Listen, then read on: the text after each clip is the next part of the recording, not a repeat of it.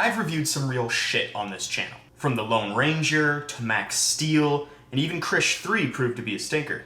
With all these reviews for horrible movies on my channel, I feel like I've lost track of what this series was really all about. So this time, I wanted to highlight a truly great superhero movie. All Superheroes Must Die is a 2011 independently made superhero film that centers around a group of 4 superheroes: Charge, Cutthroat, Shadow, and The Wall, who have all lost their powers amidst their latest run-in with the supervillain Rickshaw, played by James Remar, aka Quill from The Phantom. The movie opens and there's little to no dialogue for the first 5 minutes. You're just left to take in the environment, read the characters' fear in their eyes, and know that whatever's going on, they're fucked. We finally get a bit of an explanation when Rickshaw announces over a television broadcast that there are 100 hostages strewn about the town. In order to save them, the heroes must partake in a series of games that Rickshaw has set up. He's taken away their superpowers so they can't cheat, and any attempt to escape or not play will result in the deaths of all the hostages. Simple as that. It's Saw with superheroes. This isn't your typical superhero team. It's implied that the heroes have been working solo for several years now. There's a lot of tension between them, and though we learn a little bit through flashbacks, writer-director Jason Trost has stated that they scrapped most of those scenes, due to it taking the audience out of the world.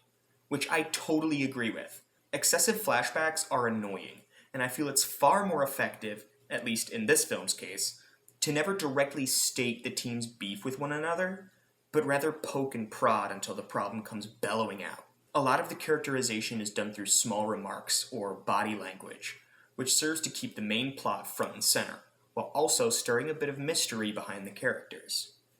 And the entire aspect of stripping away their superpowers at first seems like a cheap way to get out of having expensive special effects. But the concept is actually explored very well here. For example, The Wall is invulnerable. He can't be killed and doesn't feel pain. His fighting style reflects that, as he rushes headfirst into battle, not thinking of his own well-being, because up until now, that hasn't mattered. But when he tries this during one of the challenges, he gets stabbed. The cut runs really deep, you can actually see his intestines for a second. Since The Wall has never felt pain, he's very confused by what he's feeling, and the others struggle to comfort him while he dies. It's a very powerful scene that I think about a lot. Throughout the film, Charge devises a plan and works to triangulate Rickshaw's whereabouts, but not before he's forced to kill a few hostages, and eventually, even his former sidekick, Cutthroat.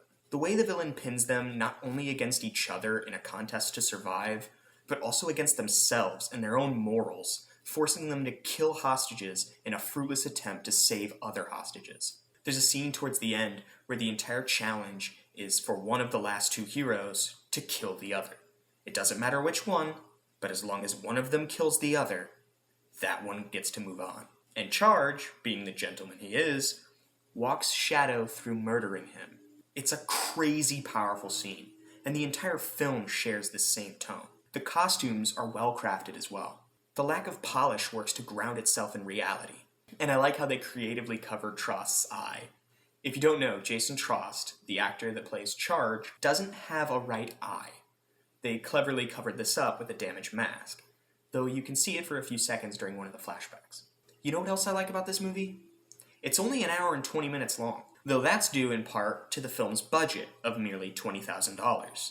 Due to the strict budget limitations, the film was written in only 4 days, and shot in 15. I even read that realizing they didn't have the money to shoot some of the scenes, Trost would consistently tear pages from the script whilst on set. Honestly, this speaks to Trost's abilities as a writer and director.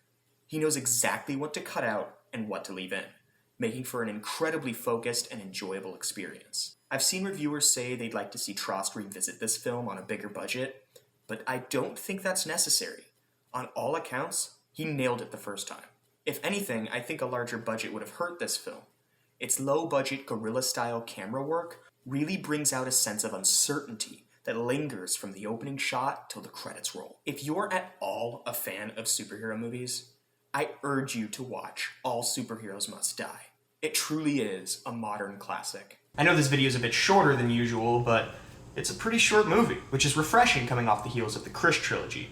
with each installment being nearly 3 hours. Be sure to like this video if you did, and subscribe so you don't miss out on any other videos like this. And I'll see you guys next time.